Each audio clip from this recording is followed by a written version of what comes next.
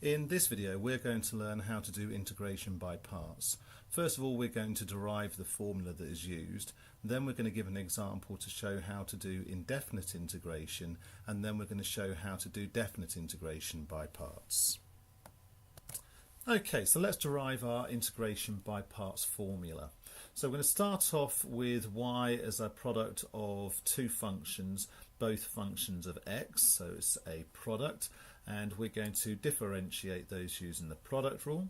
We're then going to rearrange this so we have it as uv dash equals, so we just take that over there and write it the other way around. We're going to integrate both sides. We have the integral of this equals the integral of this minus the integral of this, but the integral of y dash is just y, so we end up with our formula here. And I'm going to see this in two different situations with two different examples. Okay, so let's do an indefinite integration. So we're going to integrate x sine x. And whenever I'm doing a multi-step integration, I like to let it equal a value. I typically say I. So we're going to find I when I equals the integral of x sine x. The first thing we've got to do is let one thing be u and one be v dash. Now remember, the u1 gets differentiated and the v dash, because it goes to v, gets integrated.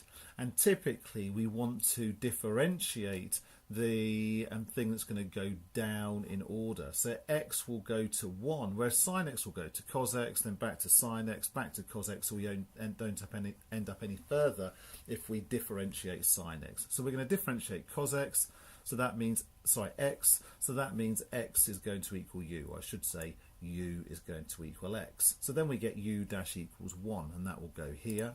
And v dash equals sine x, which means v equals minus cos x, and that will go here and here.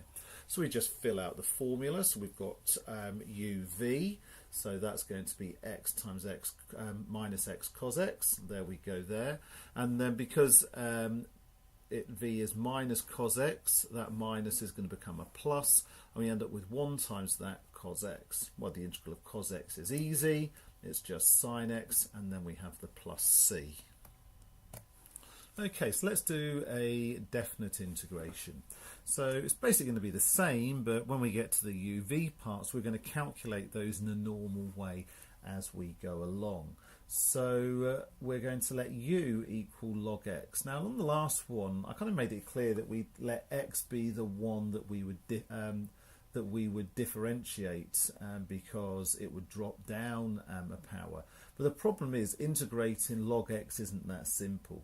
So we're actually going to differentiate the log x, hence u equals log x, and integrate the x. So v dash equals x, so v equals x squared over 2.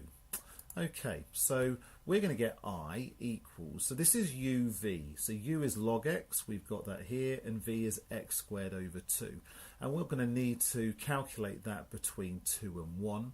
And then this is why this still works, because it's going to be minus the integral between 1 and 2 of u dash v. So u dash is 1 over x, v is x squared over 2, and it doesn't matter that it's so simple as being x over 2 that we end up with, but it's the fact that we end up with a single term, and in this case a polynomial term at that, which is quite straightforward.